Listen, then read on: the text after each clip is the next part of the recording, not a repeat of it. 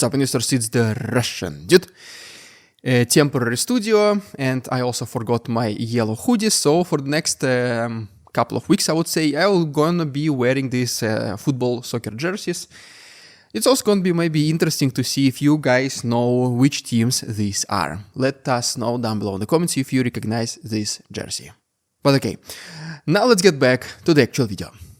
Somewhere between the depth of Vladivostok and the crumbling foundation of the Crimean Bridge, Ukraine just reminded everyone that there is no such thing as too far. In case you missed it, Kiev's forces pulled off two stunts so bold, they made every Russian general in a reinforced bunker sweat through their medals. And this is in addition to that extraordinary mass drone attack against several Russian airfields that happened just this Sunday. One attack, the first one, targeted Desantная Bay in Russia's Pacific port city, Vladivostok, almost 7,000 kilometers away from Ukrainian borders. The second one, a punch straight to the gut of the Russian propaganda, the infamous Crimean Bridge. And no, these were not symbolic gestures or some harmless pranks, no. These were meticulously planned precision strikes, the kind that screams, "We see you. We can reach you, and we are not done with you yet." But if Ukraine's long arm of sabotage was the action, Russia's internal decay was the backdrop. Putin, while busy playing warlord cosplay, is throwing billions into the furnace of his failed invasion, desperately trying to recruit men with nothing left to lose. Billions of rubles are burned daily just to keep warm bodies moving towards a meat grinder. And meanwhile, the once hyped peace process has mutated into a bad joke, where nobody laughs and everybody bleeds. So today, let's talk about the latest headlines and try to understand what they really say about the evolution of this war and the men who cannot stop feeding it. You know the phrase deep strike? Ukraine will just redefine it. In the pitch-black hours of May 30th, two explosions rocked Desantная Bay in Vladivostok, a city better known for shipping containers and caviar rather than for military action. The city is so close to Japan, some people even drive cars with the steering wheels on the right side. Well, that's how big and wide Russia is. Ukraine still managed to strike successfully. The target? Russia's elite 155th Separate Guards Marine Brigade. And yes, some of you might remember, these are the very same guys who stomped through Mariupol and Vuhledar and came back with less than half their men and even less dignity. When Ukrainians say no crime will ever go unpunished, well, apparently they mean it. Reports from Ukraine's military intelligence say that command structures, personnel and equipment were hit. Russia predictably went into its default denial mode and blamed the chaos on an unfortunate, guess what? Gas explosion. Sure. Because propane tanks, well, they just love to ignite themselves out of nowhere next to elite marine brigades in broad daylight during a war. The state's reflexive lying is so routine it's practically a national tradition at this point, and even Russians themselves started realizing that if the Kremlin denies something, well, it must be true. But let's talk about the magnitude of this attack. Once again, this was nearly 7,000 kilometers from the Ukrainian border. This was not some kind of cross-border artillery barrage. This was a transcontinental warning shot. Ukraine did not just hit a base, it shattered the illusion of safety. It told every Russian soldier, general and politician that no matter where you hide, we can and we will reach you. From Kaliningrad to Vladivostok, there is no safe space left. For Putin, this is a nightmare. Vladivostok has long stood as a symbol of Russia's reach and stability in the Far East. But now, even the illusion of control there is crumbling. The war he launched to show Russia's power is turning into humiliating exposure of its weaknesses. And no amount of state TV propaganda can make the ground stop shaking in Primorsky Krai. This event happened all the way across Russia, but equally devastating attack happened right in the heart of the Russian-occupied territory, in Crimea. Let's talk about this thing right now. While Vladivostok was dealing with a rude awakening, the Crimean Bridge took yet another hit. Ukraine's security service, SBU, announced that they had planted explosives beneath the bridge, the equivalent of 1,100 kilograms of TNT. What happened then? As imaginable, loud noises, structural supports damaged, traffic halted, and Putin's pride bruised.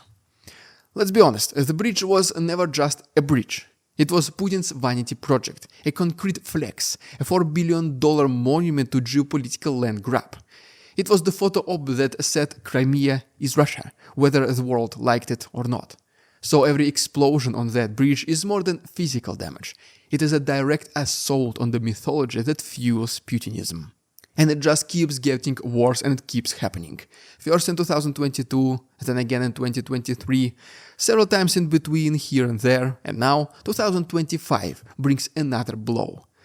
The bridge is not just getting hit, it's becoming a routine target at this point. A running joke, almost.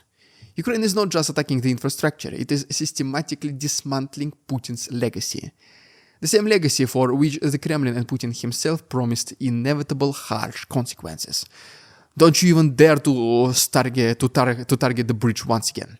Yeah, it's okay, you hit it once, we hear you loud and clear. But if you do it again, then... yeah. Russian media first tried to downplay the event and then they panicked. Then they blamed imaginary naval drones and then they went completely silent. You know the pattern. And while the Kremlin mouthpieces asked people to remain calm and follow the instructions and follow the protocols as always, the cracks were literally forming under their feet. It was a message not just to Moscow but to every Russian who still believes in the fairy tale of an invincible empire.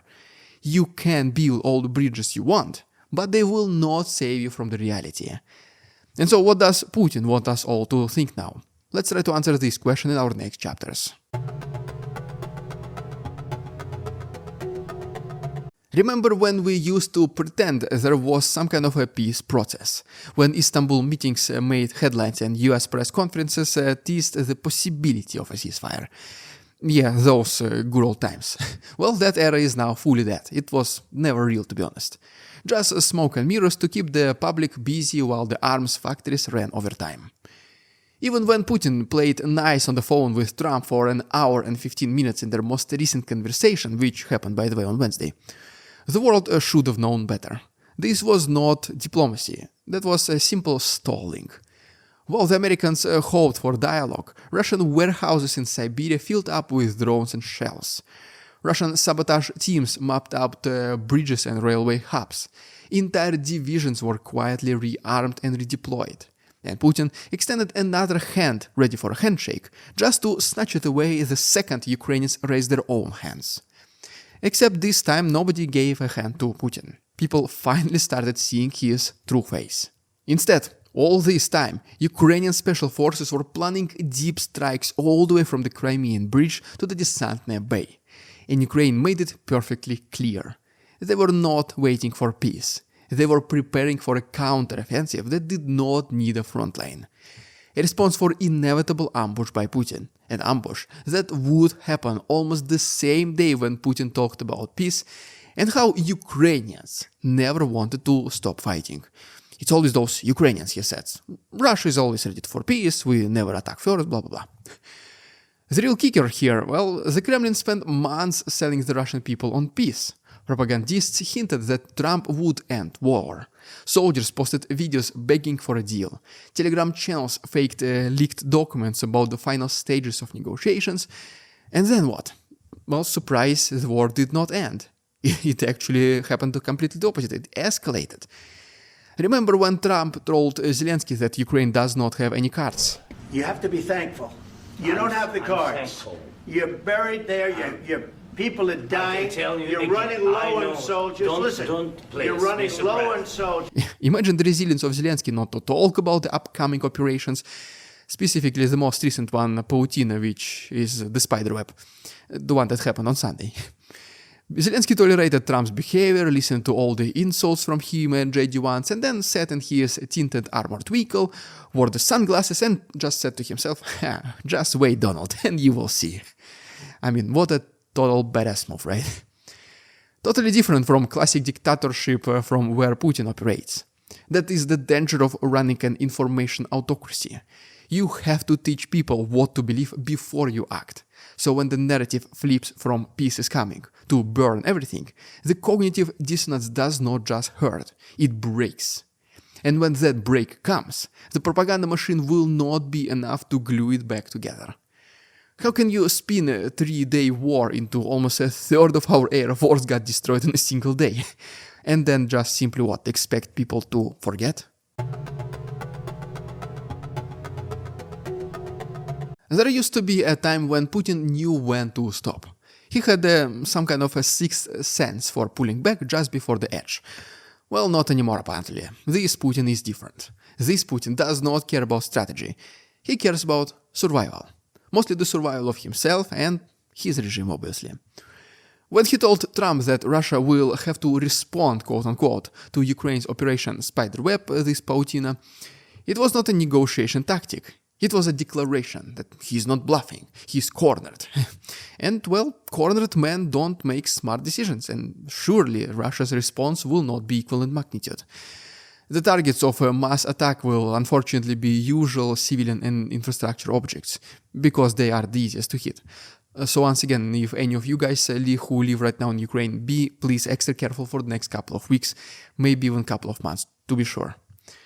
The Spiderweb operation outcome, well, is already showing. Strategic bombers deep inside Russia have been hit, bridges used for military logistics are crumbling, and distant bases are targeted. Morale is obviously collapsing, recruitment is a disaster. And Putin's only remaining strategy is to escalate and hope Ukraine breaks first. But there's a problem. Ukraine is not breaking, it is evolving, adapting, growing its own teeth, and the West, despite its fatigue and internal confrontation, is still arming Kiev.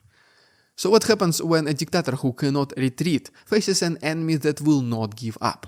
Who wins when the unstoppable force meets with the immovable object? And so Putin rolls the dice, and someone else pays. Sometimes it is a 19-year-old recruit from Buryatia. Sometimes it's a lieutenant with a family of 4 in Belgrade. Sometimes it's a civilian in Mariupol who lost everything. But it's never him, it's never Putin. He stays in his golden palace or a half-mile deep concrete bunker, watching drone footage like it is some kind of a video game, while the country he claims to love bleeds from self-inflicted wounds. Putin does not need Ukraine, Putin does not love Russia. He only cares about Vladimir, and a little bit more about Putin from time to time. Well, there you have it, guys. If you haven't done so already, please subscribe to my channel and you will see the next football jerseys I'm gonna wear. It's gonna be maybe an interesting competition. If you want to support my work, there are links down below. Thanks so much for watching. See you tomorrow.